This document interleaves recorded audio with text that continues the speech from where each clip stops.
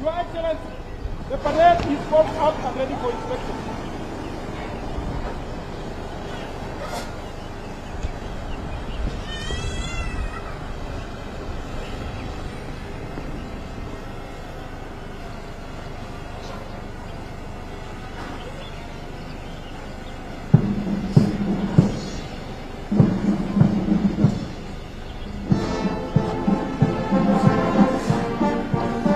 Na hivi sasa kamanda wa gwaride ameweza kumwomba Mheshimiwa Rais wa Jamhuri ya Kenya ili aweze kulikagua gwaride ambalo limeandaliwa kwa ajili ya hafla ya leo.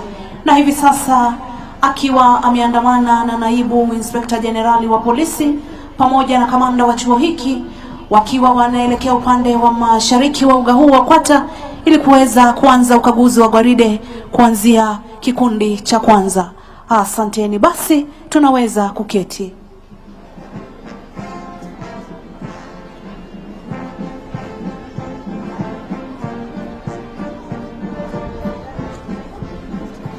Maisha ni ngumu.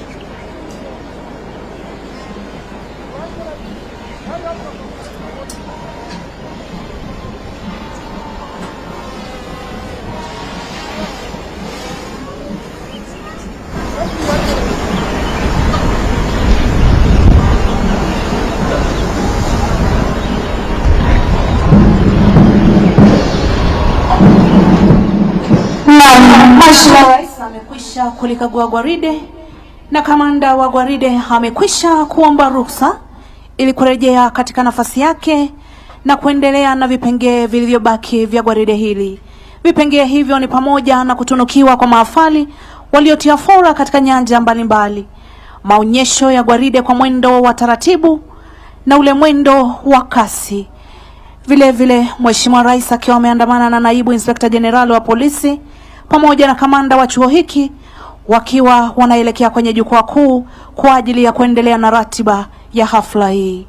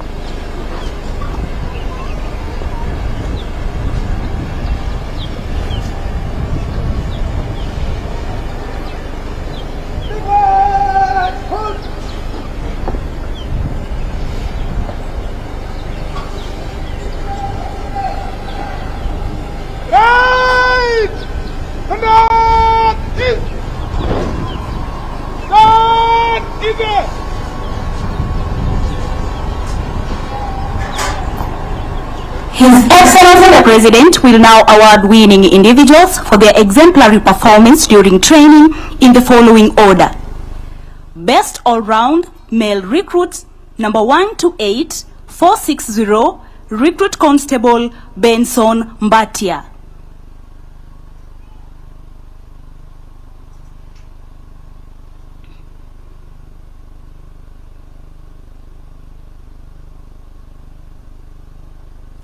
He will be awarded a cane of honor.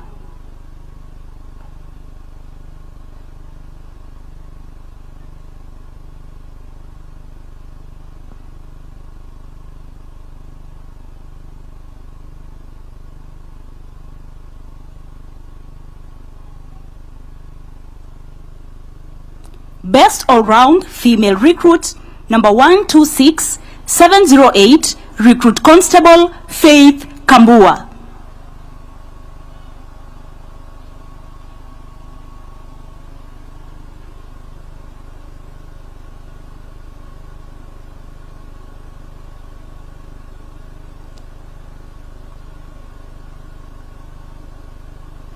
She will be awarded a cane of honor.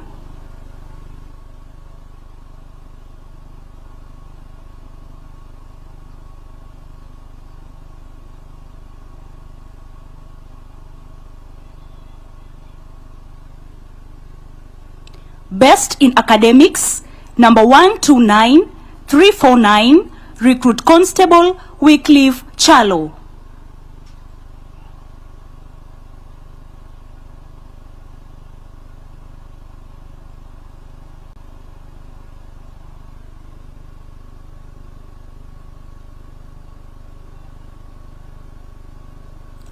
He will be awarded a trophy.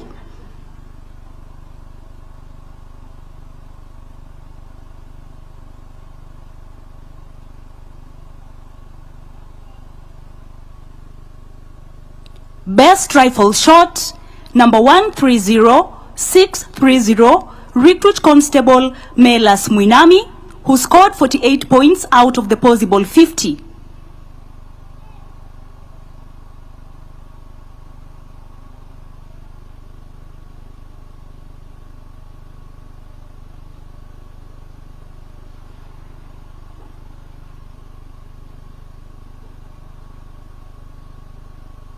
He will be decorated with a marksman's badge.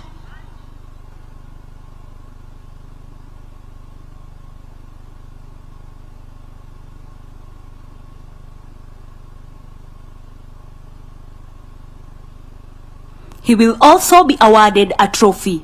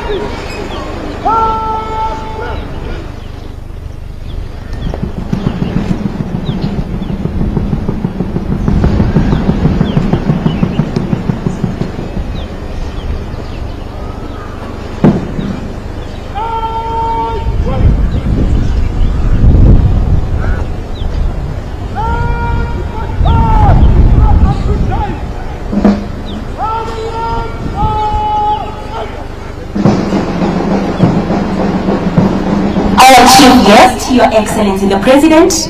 The parade is now marching in slow time, beginning with the first column, which comprises of squad 1 to 12. The second column, which comprises squads 13 to 24, are currently mark timing at a halt to give way to the first column as they march on. Similarly, Your Excellency, the third column, which comprises of squads 25 to 36, are currently standing in shan position. They will be able to take off as soon as the second column has given way. Your Excellency, all the 36 squads under their overall commander, Mr. Daniel Kipkemboi, HSC, Senior Superintendent of Police, will be able to march past while expressing their respect to you by way of compliments. Your Excellency, it is worth mentioning that this spectacular parade is comprised of trainees who reported to this college on the 24th November 2025. They have undergone a rigorous and intensive 9-month training which tackled 3 main training domains vis-a-vis cognitive, affective, and psychomotor skills. Among the subjects they undertook include legal studies, police procedures, skills at arms, fieldcraft and tactics, counter-violence extremism, national security and public safety, traffic management, drill, criminal investigations, human rights and policing, community policing, fitness and recreational training, among others. Your Excellency the President, when these recruits reported to this institution, they had no knowledge about parades, but now the display right from the first to the last squad is a true indicator that a tremendous change has taken place during the training. It is also a testimony that the recruits joined this college with the sole purpose of learning, and indeed, they have acquired necessary competences and skills that will enable them to discharge their police duties diligently, lawfully, and professionally. Your Excellency, we are confident they are ready to go and serve our beautiful nation with honor and valor during this police career.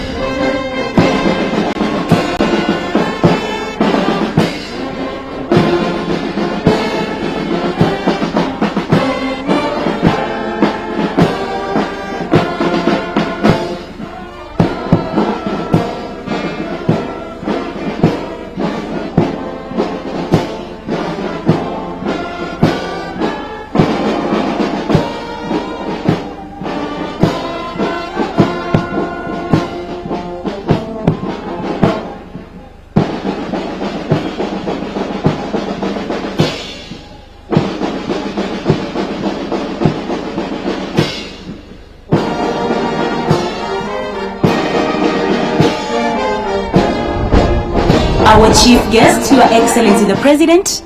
Now approaching in slow time is the parade, led by the parade commander, Mr. Daniel Kipkemboi, HSC, Senior Superintendent of Police, followed by the Deputy Parade Commander, Madam Monica Onyango, Assistant Superintendent of Police. Both are now paying their compliments in unison as a sign of respect.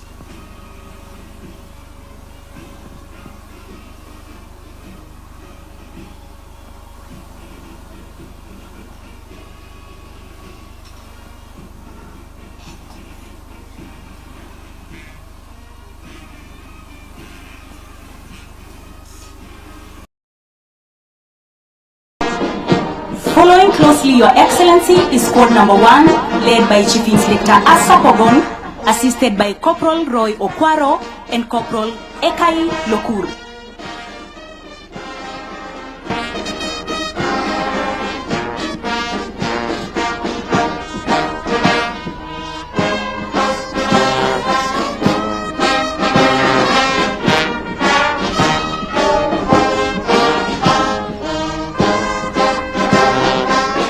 Now before you, Your Excellency, is squad number 2. This squad is under the command of Chief Inspector Stephen Kaso, assisted by Sergeant Duncan Kinwa and Corporal Zedekia Agevi.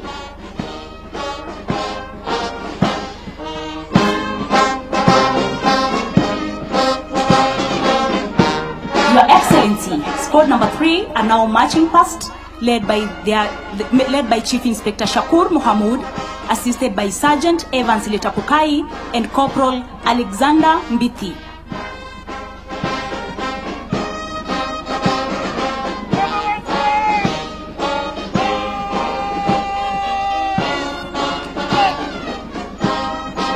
We now have squad number 4, Your Excellency, under the command of Chief Inspector George Matika, assisted by Corporal Moses Lobenyoi and Corporal Joel Cheruyot.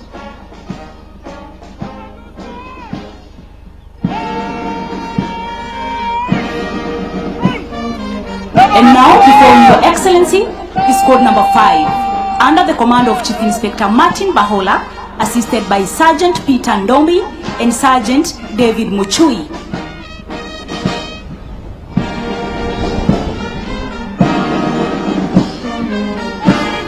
Following closely behind squad number 5, Your Excellency, is squad number 6, under the command of Chief Inspector Alice Mwichigi, assisted by Sergeant Kennedy Kiptalam and Corporal Mary Masharia.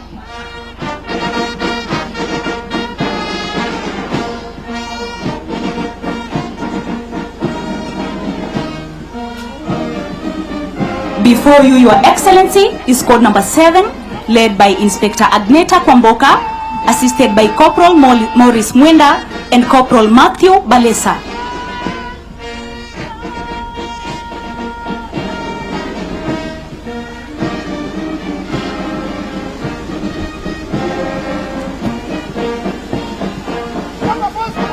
Your Excellency the President, we now have squad number 8. Squad 8 is under the command of Chief Inspector Eddie Ageke, assisted by Corporal Samuel Ekitela and Corporal Justin Mbogo.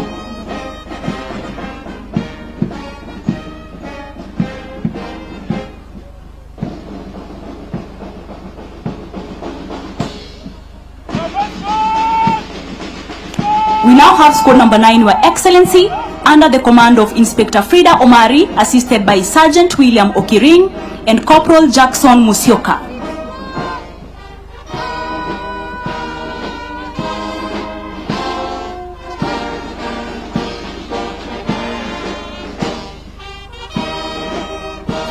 Squad 10 is now marching by, Your Excellency, led by their commander, Chief Inspector Douglas Kirui, assisted by Sergeant Lorewa Lochuchu and Corporal Boniface Mumo.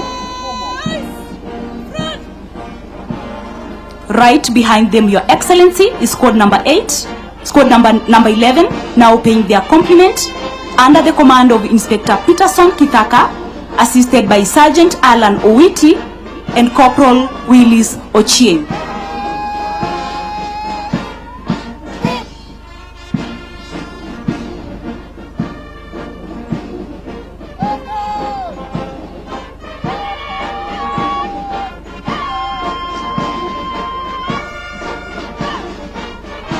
Right before you, Your Excellency, is squad number 12. This squad is commanded by Inspector Samuel Tuju, assisted by Corporal Hamdi Arafat and Sergeant Lawrence Olwal.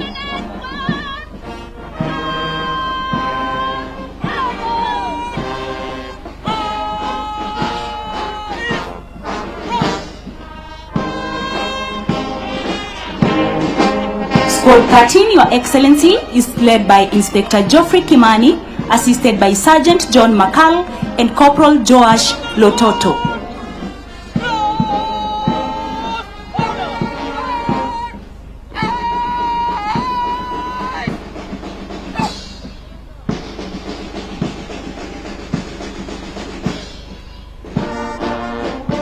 Your Excellency, we now have squad 14 before you, led by Inspector Kahe Maina, assisted by Corporal Charles Busienei and Corporal Francois Omondi.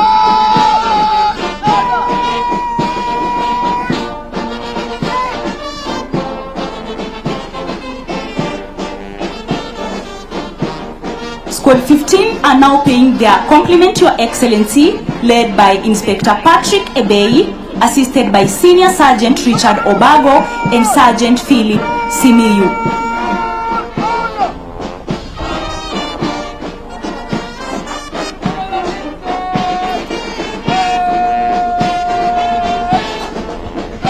Mbele yako Mheshimiwa Rais ni kile kikundi cha 16 chini ya uongozi wake mkaguzi Gideon Rono, akisaidiwa naye Sajini Eric Juma, huku mwelekezo upande wa kulia akiwa ni Koplo Hassan Mahamud.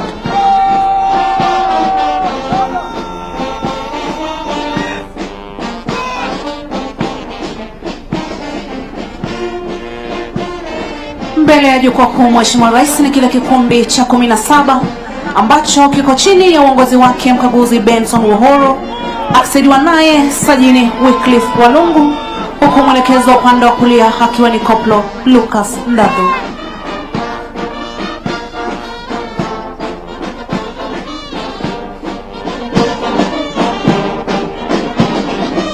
Kwa ufasaha kabisa kinafuata kikundi cha 18 kikiwa chini ya uongozi wake mkaguzi Anderson Baya, akisaidiwa naye Koplo Susan Maruf, naye mwelekezo upande wa kulia ni Koplo Charles Mutumu.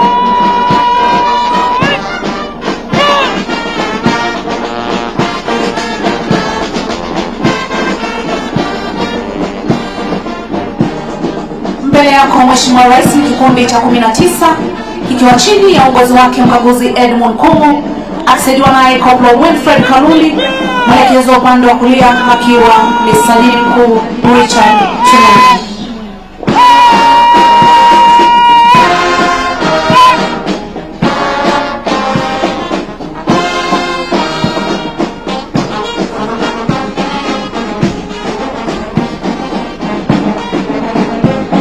Mbele yako Mheshimiwa Rais ni kile kikundi cha 20 ambacho kinaongozwa naye mkaguzi Calvin Odhiambo, akisaidiwa naye sajini George Onyango, huku mwelekezi wa upande wa kulia akiwa ni Koplo Abd Mahat.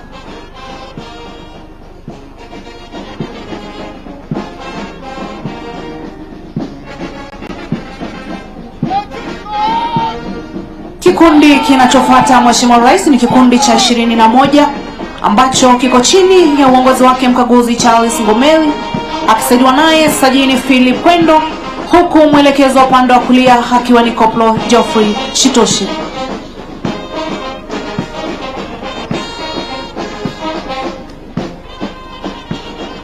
Wakipeana salamu za heshima mbele ya jukwaa Mheshimiwa Rais ni kikundi cha 22 ambacho kiko chini ya uongozi wake mkaguzi mwanadada Evelyn Anyango, akisaidiwa naye Koplo Kenneth Kimutai pamoja na Koplo Kenneth Kimaiyo.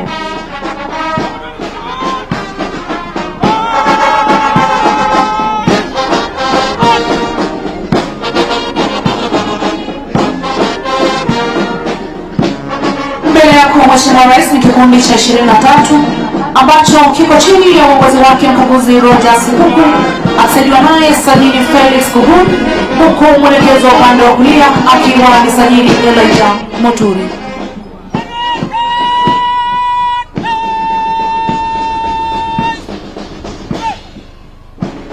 Mbele yako Mheshimiwa Rais ni kile kikundi cha 24 ambacho kiko chini ya uongozi wake mkaguzi Joseph Wachira, akisaidiwa naye sajini Elias Waithaka, mwelekezo upande wa kulia akiwa ni Koplo Emmanuel Clinton.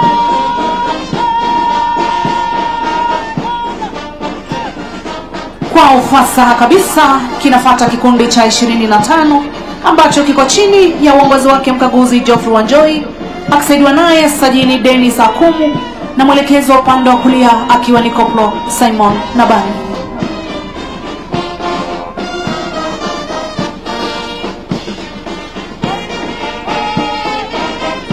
Mbele yako Mheshimiwa Rais ni kikundi cha 26 kilichopo chini ya uongozi wake mkaguzi Steven Kuduku, akisaidiwa naye sajini Simon Lokotodo, naye mwelekezo wa upande wa kulia akiwa ni Koplo Jefitha Ntoribi.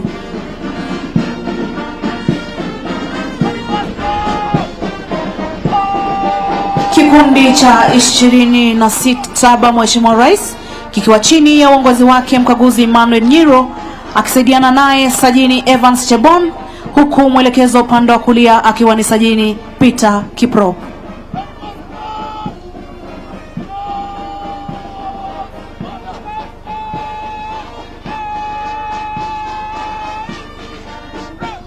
Mbele yako Mheshimiwa Rais ni kikundi cha 28 ambacho kiko chini ya uongozi wake mkaguzi Benjamin Kibet, akisaidiwa naye sajini mwanadada Anburu, huku mwelekezo upande wa kulia akiwa ni Koplo Justus Bet.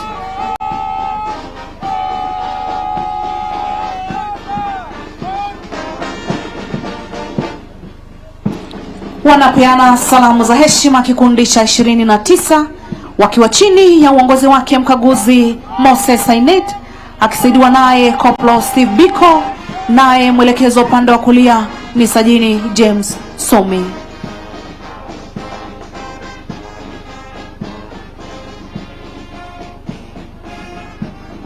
Mbele ya jukwaa kuu Mheshimiwa Rais ni kile kikundi cha 30 ambacho kiko chini ya uongozi wake mkaguzi mwanadada Rose Mudhoni, akisaidiwa naye Constable Stanley Muya, huku mwelekezo upande wa kulia akiwa ni Koplo Joel Agero.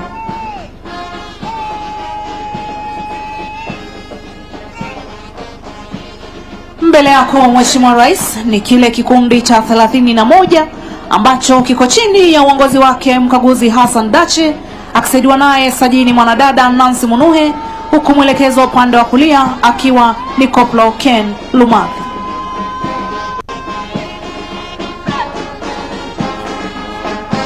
kikundi cha 32 Mheshimiwa Rais kikiwa chini ya uongozi wake mkaguzi Kevin Olechuta akisaidiwa naye sajini mkuu mwanadada Josephine Lobei, huku mwelekezi wa upande wa kulia akiwa ni Koplo Ambrose Lomotodon.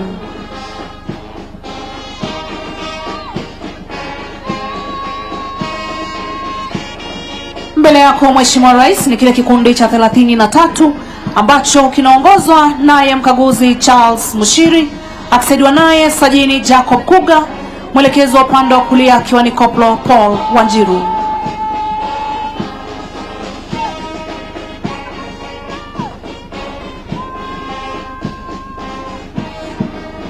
Kikundi cha 34 Mheshimiwa Rais mbele ya jukwaa kikiwa chini ya uongozi wake mkaguzi John Karega akisaidiwa naye sajini Benjamin Serem, huku mwelekezo upande wa kulia akiwa ni Koplo Steven Mwendo.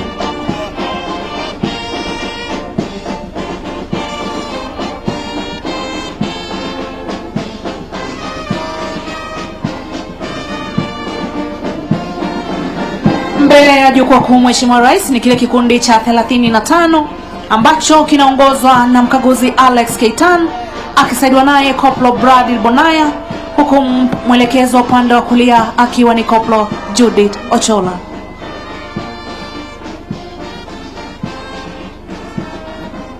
Wanatukunjia jamvi onyesho hili la mwendo wa asease kikundi cha 36 ambacho kiko chini ya uongozi wake mkaguzi Nur Hassan akisaidiwa naye sajini mkuu mwanadada Florence Wangui pamoja na sajini Michael Kalama.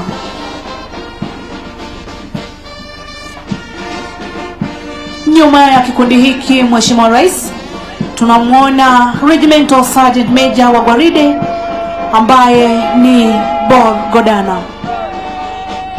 Mwisho kabisa Mheshimiwa Rais ni yule mkufunzi mkuu wa kwata ambaye katika gwaride hili ndiye kiranja wa gwaride.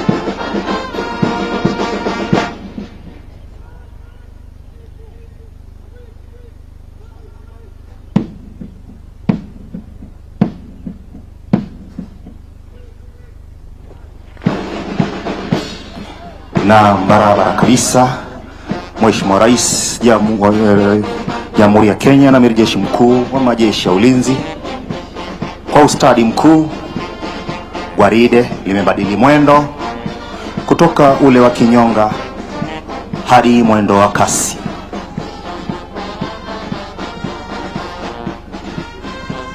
Kwa mara nyingine gwaride hili Mheshimiwa Rais litapita mbele ya jukwaa ili kupeana heshima zao kwa mwendo huu wa kasi na likiwa katika msururu mmoja.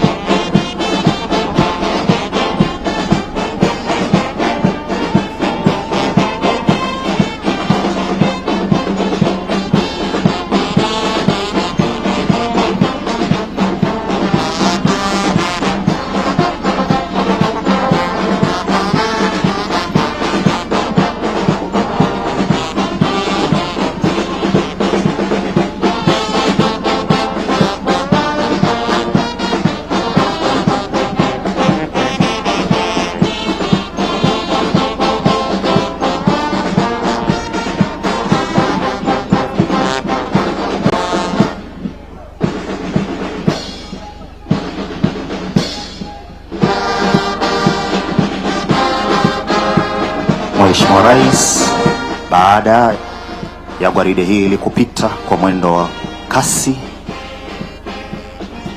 watarudi tena katikati ya uga kwa mfumo wa madaraja matatu.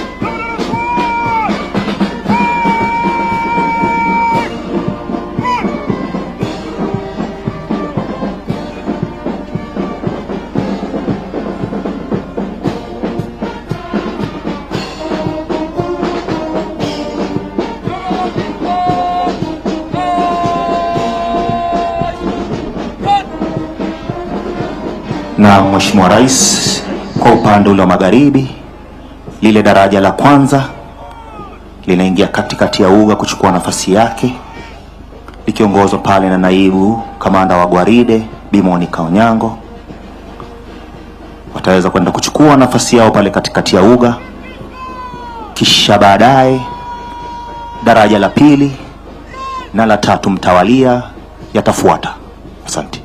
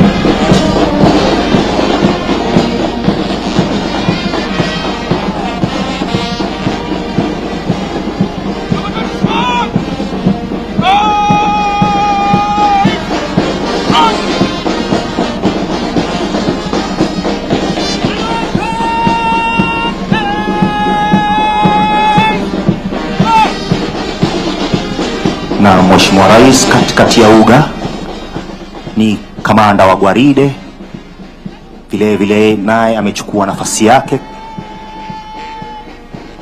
ndiposa yaendelee na vipengee vilivyobaki vya gwaride hili.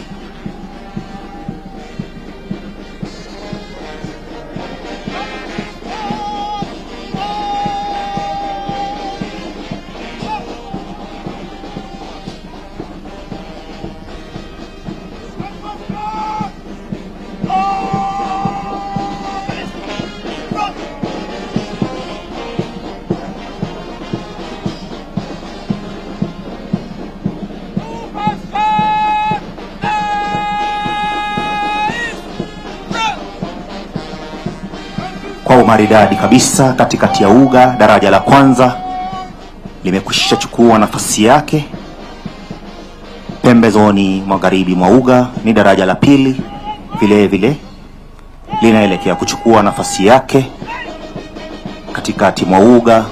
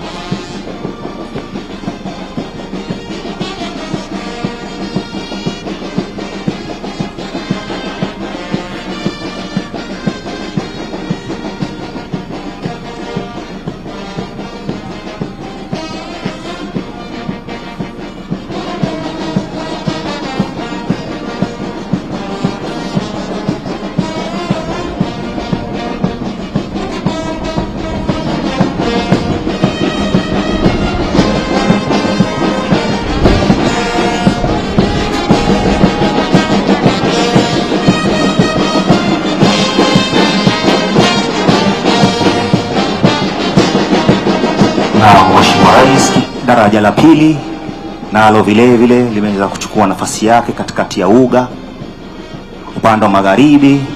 Kwa hivi sasa ni daraja la tatu linaelekea katikati ya uga kuchukua nafasi. Pindi tu daraja la tatu litakapochukua nafasi, gwaride zima litaweza kugeuka jukwaa kuu kwa ile tamasha ya kula kiapo kwa mafala hawa. Vile vile niwakumbushe, kutakuwa na wimbo wa taifa pindi tu gwaride litakapojongea jukwaa kuu. Tutaweza kusimama kwa wimbo wa taifa. Asante.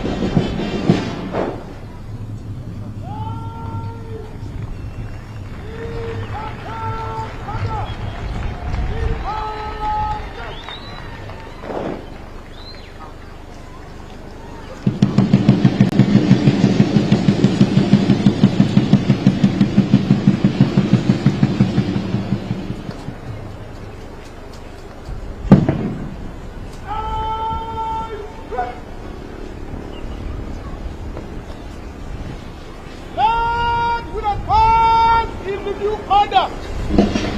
By the center. Quick march.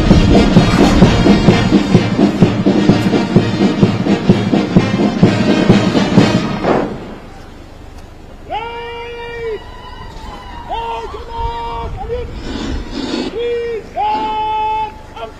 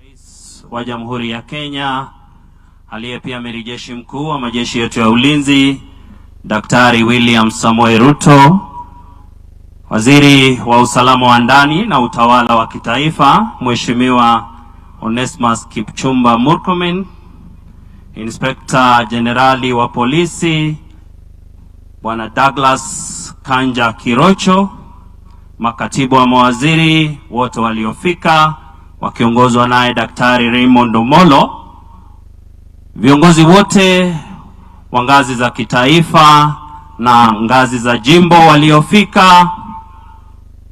Kwa ruhusa yako Mheshimiwa Rais, naomba ruhusa nimkaribishe Naibu Inspector Generali Bwana Eliud Lagat aweze kuyasema machache, alafu kisha atamwalika Inspector General wa polisi.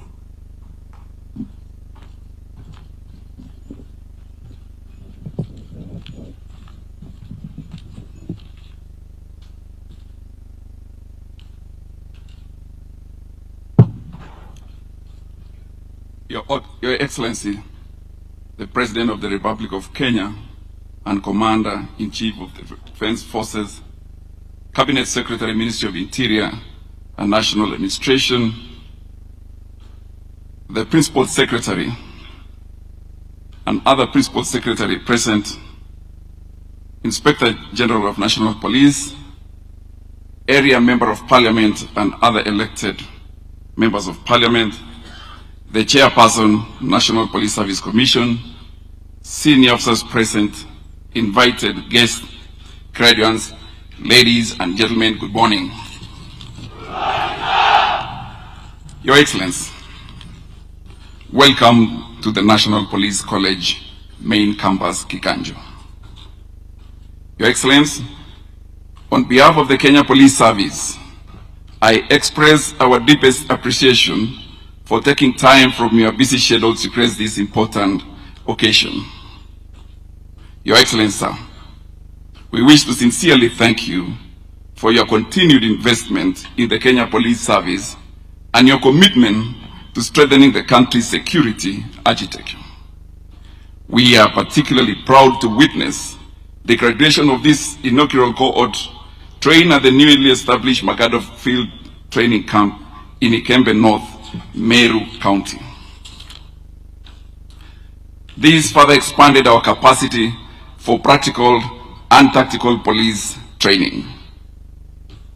Today, we are happy to present to you officers who have been tested, trained and prepared for the job ahead. To our graduating officers, the new uniform you wear is your call to service.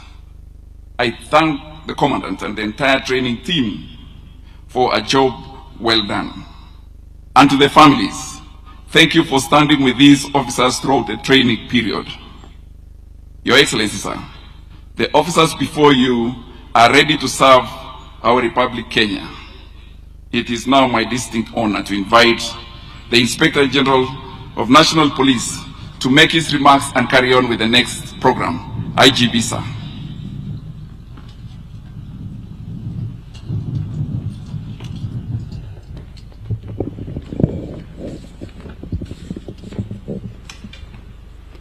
Your Excellency, Dr. William Samoei Ruto, President of the Republic of Kenya and Commander-in-Chief of the Defense Forces, the Honorable Kipchumba Murkomen, Cabinet Secretary, Ministry of Interior and National Administration, the Principal Secretaries, led by the Principal Secretary Interior, all service commanders, senior government officials, all elected leaders, members of the diplomatic corps, distinguished guests, fellow officers, graduates, families and friends, all protocols observed. Your Excellency, sir, it is a great honor to welcome you this morning to the National Police College, Kiganjo main campus. As you preside over this passing out ceremony for these recruits, on behalf of the National Police Service fraternity, I thank you most sincerely for finding time to grace this momentous occasion. Your presence here today reaffirms your steadfast commitment to national security, towards which the National Police Service plays a pivotal role. Sir, before you are graduates who reported to this institution on 24th November last year as young, energetic and patriotic recruits. After 9 months of intensive police basic training, I confirm that they have acquired all the competencies required for modern day policing, and that they are fully qualified to serve the motherland as police officers. They have benefited from a wide range of knowledge and skills thanks to a very comprehensive and reform-based training curriculum. This noble achievement could not have been possible without your strategic guidance and the immeasurable support that the government has accorded the National Police Service. Indeed, the graduating officers will boost the personnel strength in the service. Additionally, Your Excellency, Sir, under your voice council, the police service has received several modernization investments. This includes technological systems and equipment's enhanced fleet of transport equipment, improved salaries, the ongoing housing program for police officers, and the growth of the police to population ratio. Also, the new uniforms for the Kenya Police Service that you have just launched will bring pride, confidence, and morale to police officers as they discharge their duties. I take this opportunity to thank our Cabinet Secretary, the Honorable Kipchumba Murkomen, for always offering us timely and comprehensive policy direction. His vital support has enabled the National Police Service to deliver on its mandate, working closely with other security agencies. May I also acknowledge all our development partners who have supported the National Police Service, especially on matters, equipment, training, establishment of modern police facilities. The project you launched this morning, Your Excellency, is an example of the many benefits we have had from your government's bilateral engagements. Just recently, we operationalized the biometric identification system at the DCI, thus reducing the processing time of police clearance certificates from 14 days to just 1 day. Under the stewardship of our Cabinet Secretary, the Meru County government enabled the service to establish 2 training camps in a very strategic location, which continues to offer police trainees ideal training environment, especially in field tactics. As I conclude, Your Excellency, I urge the graduates to always uphold professionalism and integrity in discharge of their policing duties. They will be expected to adhere to the Constitution and the rule of law at all times, and to devote themselves fully in protection of the rights and freedoms of all persons. I recently reminded them that policing is a sacred calling and not a mere job opportunity. Otherwise, I wish them every success in their policing career. And it is now my honor and duty to invite the Cabinet Secretary for Interior and National Administration to make his remarks, and I invite you, Your Excellency. I thank you.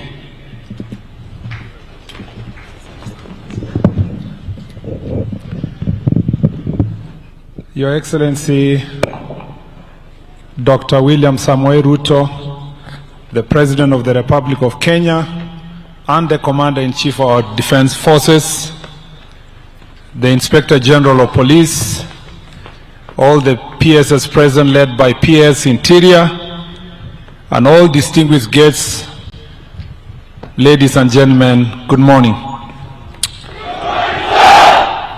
Your Excellency, we are here today and accompanied by senior government officials from various agencies.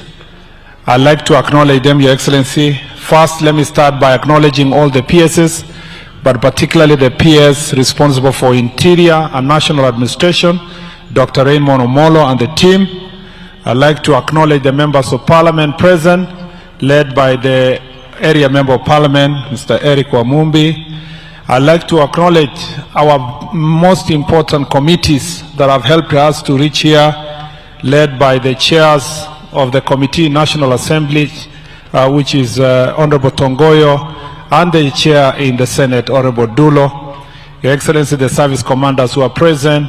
I'd like to acknowledge in a special way the National Police Service Commission, without whom we would not have done the recruitment we did. led by Dr. Komora and the entire team, and all the distinguished guests. I'd like to appreciate them for the support they have given the National Police Service to ensure that this recruitment took place successfully, and that, Your Excellency, we are now here for this pass-out parade. Your Excellency, let me start by thanking you for being the President who has stuck to his manifesto.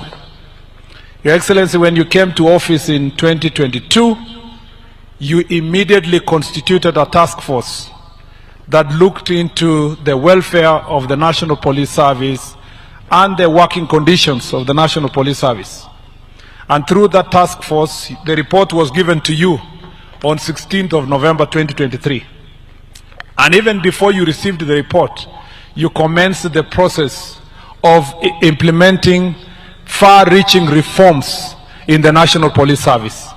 Your Excellency, where we are today, the progress we have made is as a result of your commitment to implementing the bottom-up economic transformation agenda and sticking to your plan to ensure that we keep our country to become safe. I thank you, Your Excellency, that as a result of that plan, when I came to this ministry, you gave me directive to ensure that I go out all over the country to engage the stakeholders, including the officers in the security sector.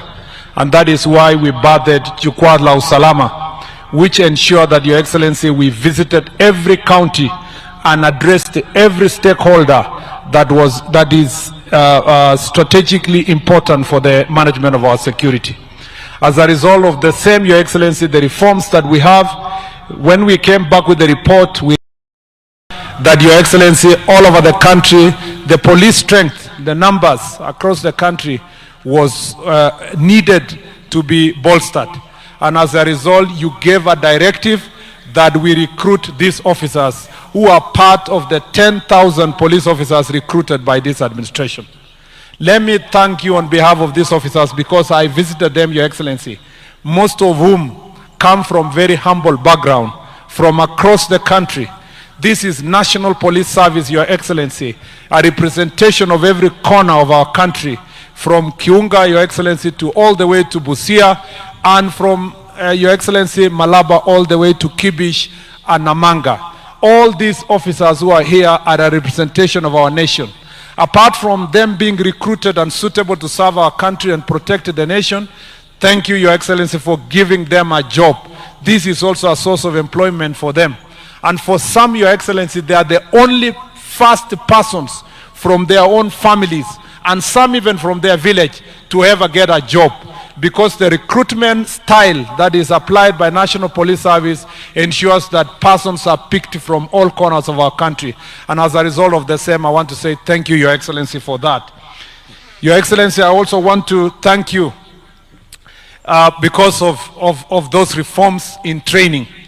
The training curriculum that we used this time round has been improved to capture the challenges that are faced by modern police officers who are operating not just physically in various parts of our country, but combating also digital challenges. So the curriculum that we have that has been used to train these officers is modern, it has been improved, and we believe that the officers that are going to graduate today are better trained to serve this nation under the challenges that we face now. That includes dealing with issues of digital crimes or online crimes. It's also dealing with crowd management, dealing with situations of public order, and that, Your Excellency, we believe that through that training, we are going to have better officers. When we went around under Jukwaa la Usalama, we established that, Your Excellency, the National Police Service had gone backwards when it comes to training. The many regional police training institutions had been closed. The continuous training of officers, Your Excellency, was not being adhered to. And as a result, now we have revamped that side of leadership training, starting with the training of the OCSs, who are the most critical component of management of police officers in the local community. And as such, Your Excellency, the OCSs across the country have now been trained afresh. We have also revamped the National Police Training Center in Ngong, and it is now consistently training our officers. We have worked, Your Excellency, to reopen regional police training centers across the country so that there will be continuous training. This college in Kiganjo, Your Excellency, is now being upgraded to the level where, Your Excellency, we are working together with National Defense College to ensure that the National Training Police Academy in Ngong is going to offer diploma and later degree courses for police officers, and will ensure that there will be continuous training. When that process will have been enhanced, the Kiganjo Training College will become a campus of the National Police University in the near future. Your Excellency, we have also increased the training grounds, the field training grounds, starting with the training ground that is in Meru, and we will be moving to other areas of Kerio Valley, the northern part of the country, the coastal part of the country, where they are conducive for training. Therefore, Your Excellency, training and training and training is going to be the cornerstone of reforming the National Police Service, because that is extremely important. We would like our police officers to be able to combat the challenges they face, but at the same time to be friendly and work with the members of the public to combat challenges of our time. Your Excellency, when you came to office, you established a police modernization program that ensured that we have protection gear for our police officers. We bought modern vehicles that are anti-personnel carriers. We ensure that we have tactical equipment. You have air support system for our security officers, and we have crowd management equipment that will enable us to deal with protests, especially when they are infiltrated by goons and other criminal elements, and that now our police officers are better equipped to be able to combat challenges they face. Your Excellency, as a result of this modernization, we have been able to reduce acts of banditry, especially in the northern part of the country and Kerio Valley region, by almost 75 to 80%, Your Excellency. There is a remaining about 25% that we are dealing with, especially this corner of Isiolo, Samburu, and Marsabit corner, and Laikipia. Your Excellency, thanks to that effort, now children are back to school, farmers are back to farming. Your Excellency, our country is safe. Our borders are safe from Kiunga all the way to Elwak, all the way to Kibish, all the way to Konyao, even up to Luahaka, Malaba, to Isibania, to all the way to Kwale. Your Excellency, it is as a result of that investment you put that we have a more safe country as we speak today. Your Excellency, the third issue I'd like to address is the digitization. Thanks to your support and your digitization program, the National Police Service has carried out a robust digitization program that has ensured that now the the police certificate, clearance certificate that Kenyans were waiting for months, for 2 months, 3 months, you can be able to get it instantly, and even if there is a delay, within a day. We have, Your Excellency, now implementing the integrated command and control center and communication center, a program that we are going to be able to roll out by end of this year, and that program will have digital OB, it will have presence of CCTV cameras in all the police stations across the country. There has been a phenomenon, Your Excellency, that Kenyans have witnessed, where sometimes persons who have been arrested are found to face challenges within the police station, and installation of CCTV cameras in all the 1,200 police stations is going to become a game changer. We are going to have also command centers in 6 counties, including Nairobi, Mombasa, Nyeri, which is part of this county, Nakuru, Eldoret, and Kisumu to start with. And this digitization, communication centers is going to also be accompanied by having a digital OB that will enable all Kenyans to report crime at the comfort of their offices, or, Your Excellency, at the place where they witness a crime. And it will enable us to have data analytics that will even apply AI to enable us to know which officers are going to be deployed in which corner in our country. And thank you for your support and getting us resources. That program is underway, and by the end of this year, we will have rolled out substantively that program. Your Excellency, we to conclude, thank you for supporting us also in the enhancement of vehicles for our National Police Service. Now we are undergoing a procurement process, and for the first time we will have 1,200 electric vehicles that are going to be supplied to our security team across the country, and that will enable us, if there is a challenge that Kenyans are facing now, when we go all over the country, Your Excellency, they are asking for vehicles for their police stations, and we want to ask them to be patient with us. Thank you for supporting us, but by the end of this year we will have resourced all the police stations across the country with the proper vehicles. Thank you, Your Excellency, for looking after the welfare of these police officers, whether it is their salary, whether it is the question of mental health that has now become a cornerstone of the observation of welfare of our police officers. Thank you for also looking at even their uniform, Your Excellency. The task force you established recommended that the national police uniform needs to be changed. And Your Excellency, we want to thank you. The uniform that you unveiled today is as a result of rigorous public participation, and the police officers themselves chose their uniform. I know I have seen some people equate the national police reforms to only the uniform. National police reforms, Your Excellency, cannot even cover 1 hour if I want to speak about it today. But the uniform is a representation of the image that the police officers wanted to be seen among themselves, Your Excellency.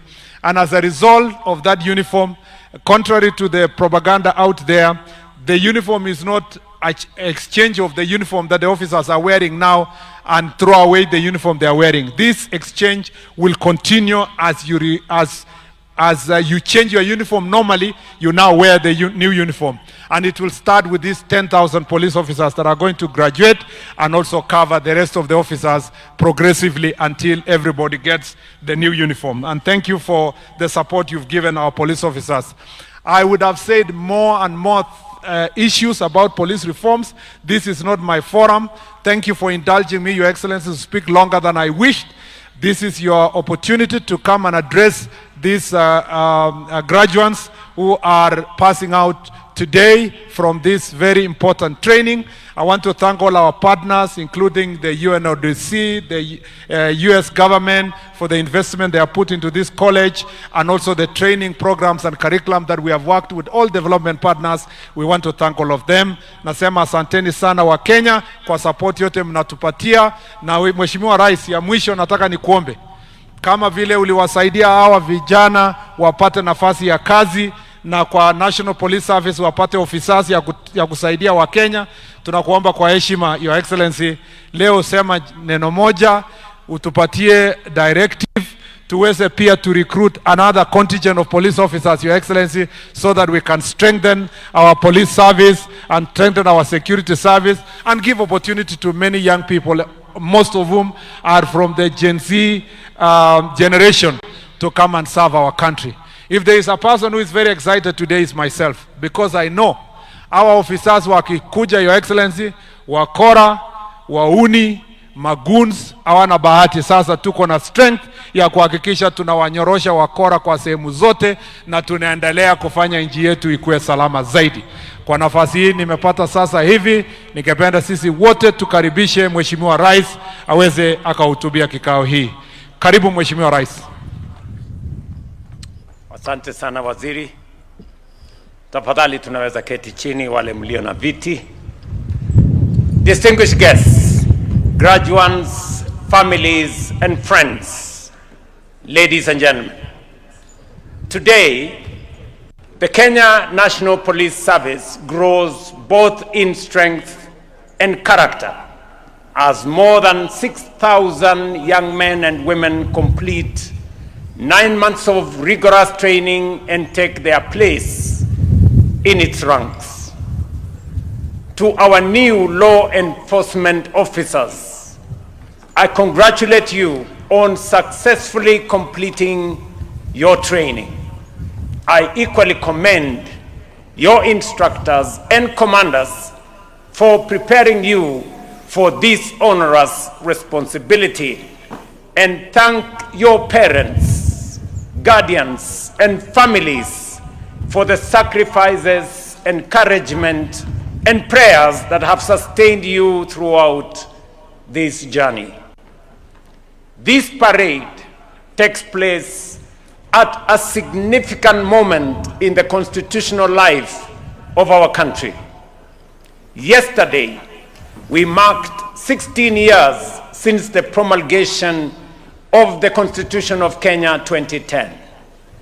The Constitution established the National Police Service and defined the character of the institution it must become.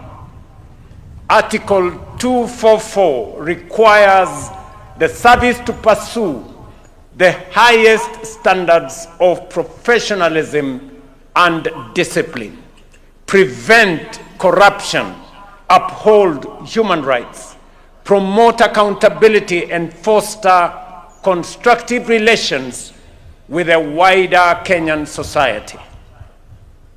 Article 238 further declares that national security must be pursued in compliance with the law, with the utmost respect for the rule of law, democracy, human rights, and fundamental freedoms. These constitutional provisions express a fundamental principle.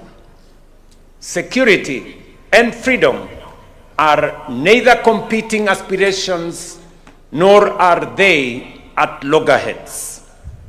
In a constitutional democracy, security must protect public order without diminishing individual liberty. The police must protect citizens from crime, violence, lawlessness, intimidation, and disorder. At the same time, the authority of the police must be exercised lawfully, professionally, and with respect to the life and dignity of every citizen. A secure country is one in which a mother can walk home without fear, a trader can conduct business without intimidation, a family can sleep without anxiety, and a citizen can express an opinion, attend a political meeting, and cast a vote without coercion. This is how the Constitution becomes a lived reality. It happens when the rights written in our supreme law can be experienced in the everyday life of every citizen. Ladies and gentlemen, just like the rest of the world, Kenya is changing in significant and profound ways. Our population is growing, our towns are expanding rapidly, and technology is transforming both the nature of crime and the methods required to prevent or contain it. Criminal networks are becoming more sophisticated. Cybercrime, financial fraud, terrorism, human trafficking, organized crime, and technology-enabled violence demand new capabilities, stronger intelligence, and deeper cooperation among security agencies.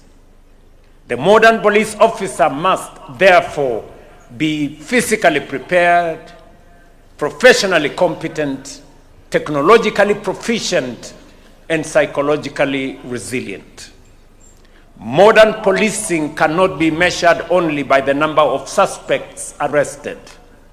It must also be measured by the crimes prevented, the lives protected, the confidence created, and the safety citizens experience.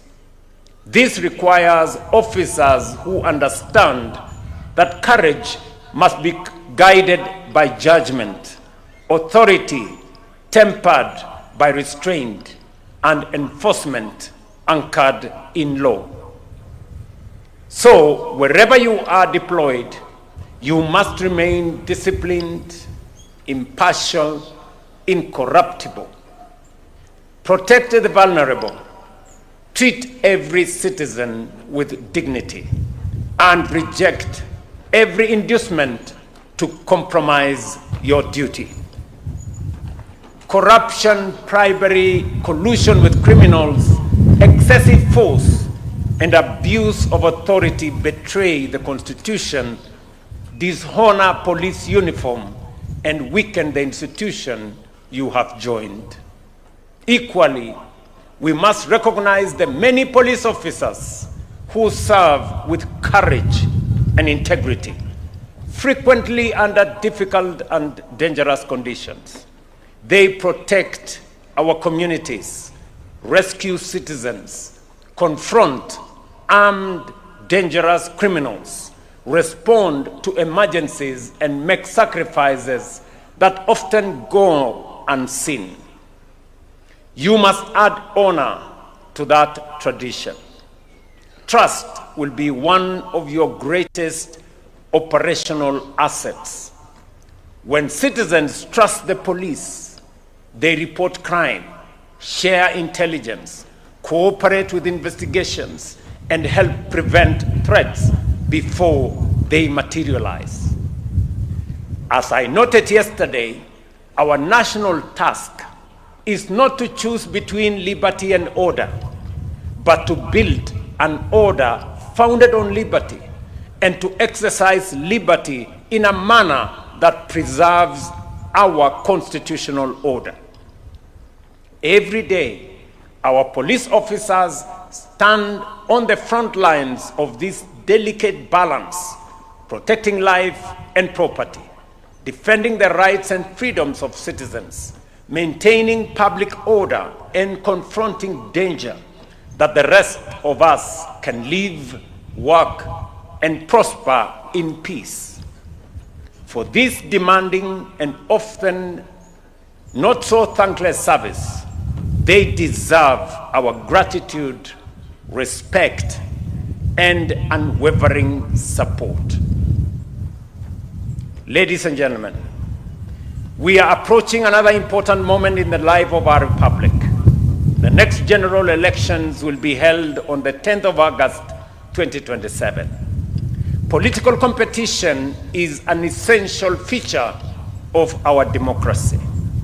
Parties are at liberty to organize. Candidates must be free to campaign. Citizens must be free to assemble, listen, question, criticize, and choose. The police and other security agencies have a clear constitutional responsibility to protect the democratic space in which Kenyans exercise their freedoms. In recent months, we have witnessed growing concern about hired gangs and young people recruited, transported, and paid to disrupt political meetings, intimidate political opponents, and provoke violence. Let me be absolutely clear on this. Politically sponsored violence has no place in our democracy. The National Police Service and all our security agencies should therefore take firm, lawful, and impartial action against anyone who finances, organizes, incites, or perpetrates political violence. Do not arrest only the young people holding a weapon while allowing the person who recruited, transported, and paid them to escape responsibility. No politician is entitled to a private militia. No candidate has the right to intimidate citizens. No political objective can justify violence.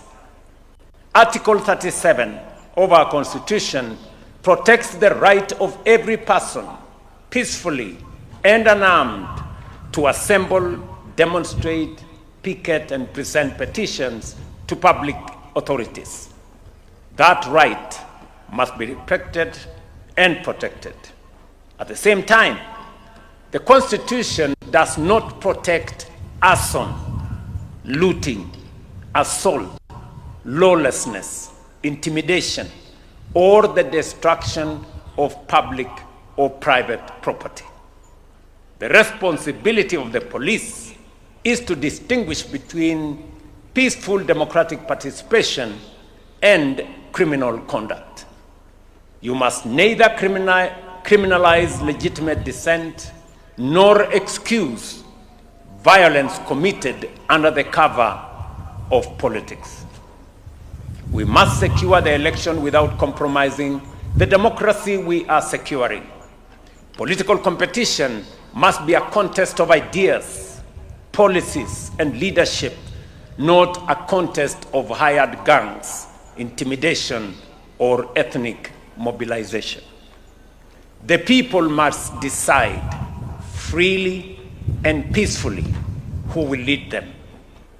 Ladies and gentlemen, security is also indispensable to the development of a nation.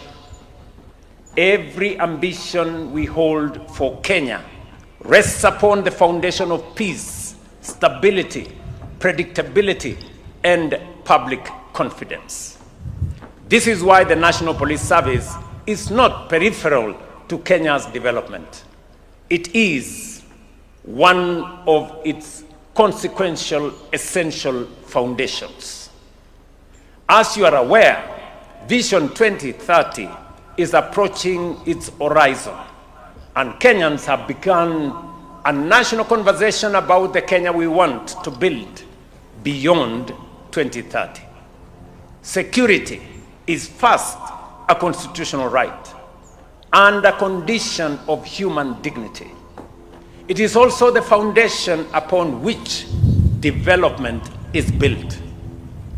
Therefore, when Kenyans ask what kind of Kenya they want beyond 2030, we must also ask what kind of police service Kenya will require.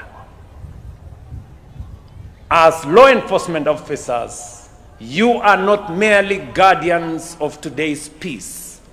You are partners in building Kenya's future. To our distinguished police officers, the government recognizes that performing policing or reforming policing cannot consist only of demanding more from our officers. We must also improve the conditions under which they live, work, and serve.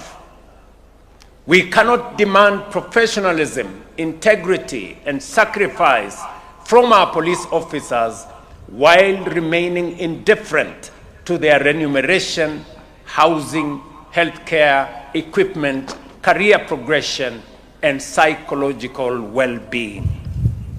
That is why we have progressively implemented the recommendations of the Presidential Task Force on Terms and Conditions of Service and the reform of the National Police Service, Kenya Prisons, and the National Youth Service. The three-phase review of police remuneration has now been completed. Entry-level basic pay for police constables has risen from 21,000 at the beginning of the review to 29,000, an increase of 36%. Salaries across other ranks have also been adjusted upwards. We will continue working with the National Police Service Commission and the Salaries and Remuneration Commission to ensure that remuneration remains fair, sustainable, and commensurate with the responsibilities and risks carried by our diligent officers. We are also addressing the long-standing deficit in police accommodation. Under the National Institutional Housing Program, the security sector has now a pipeline of 47,000 housing units across 165 projects. Of this, more than 2,000 units are already complete, over 9,500 are at various stages of construction, and a further 24,000 are under procurement.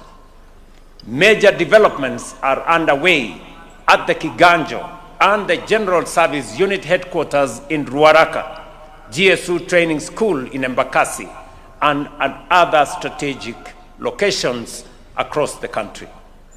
We have further introduced the Usalama cover under the Social Health Authority.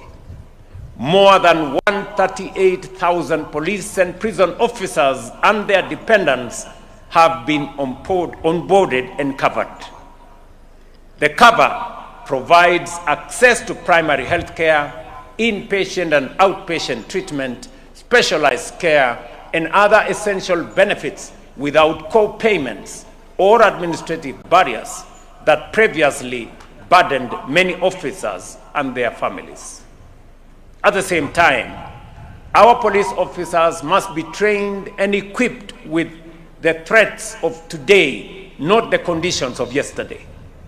We are modernizing training in professional crowd management, intelligence-led operations, combating banditry, forensic investigation, cybercrime, emergency response, and the appropriate use of force.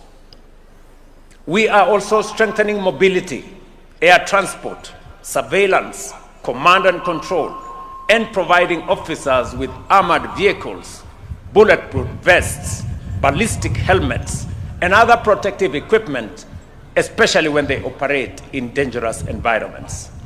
Our objective is clear: a police service that is better trained, better protected, more mobile, and more capable must always be disciplined, accountable, and firmly governed by the law.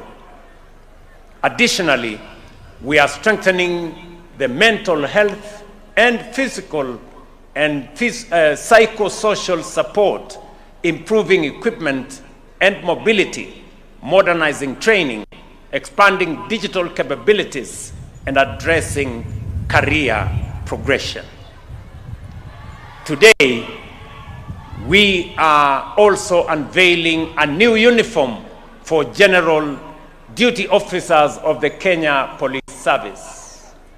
This change follows consultations with police officers and the public in 2023, as well as recommendations for the Presidential Task Force.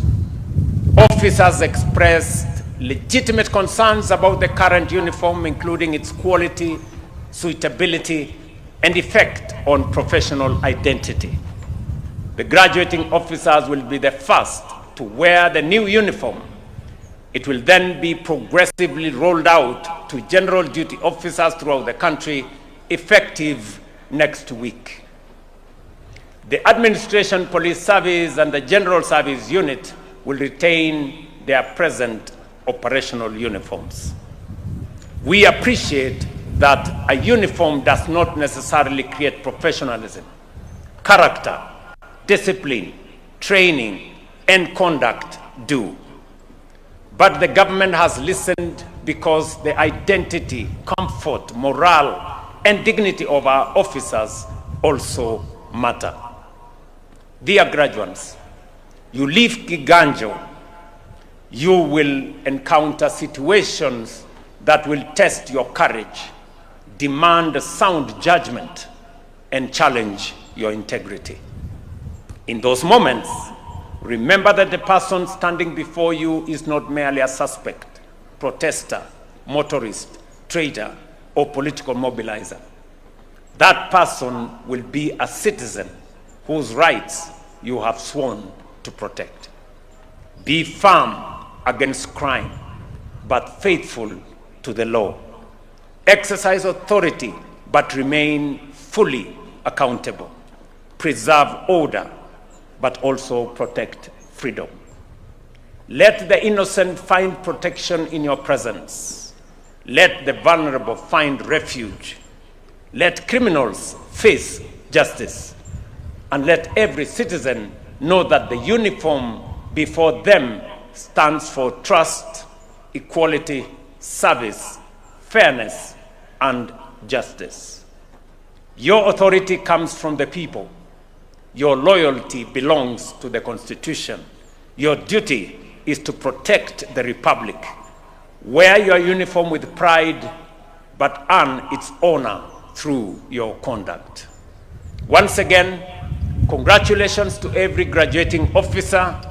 I wish you courage, wisdom, and distinction in your service to our great republic. Na kwa wazazi wote mliofika hapa, nataka niwashukuru sana kwa mchango wenu wa kulea hawa vijana, kuwafundisha, na leo hapa wanajiunga na kikosi cha polisi cha taifa letu la Kenya.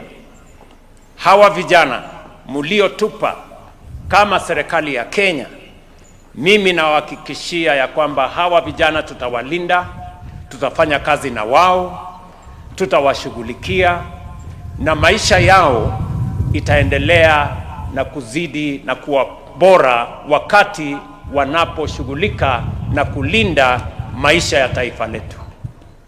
Mimi nataka niwahakikishie Wakenya wote kwamba usalama ni ya muhimu sana katika maendeleo ya taifa. Hatuwezi kushughulika na mambo ya kilimo, maneno ya kusomesha watoto wetu, na yale mengine yote ya kujenga taifa letu kama hatuna usalama wa kutosha. Na hawa officers, vijana wetu ambao wamejiunga na jeshi la polisi leo, ndio watakaotusaidia kuhakikisha kwamba kuna usalama wa kutosha, ndio tuweze kujenga taifa letu. God bless you. God bless the National Police Service, and God bless the Republic of Kenya. Asanteni sana.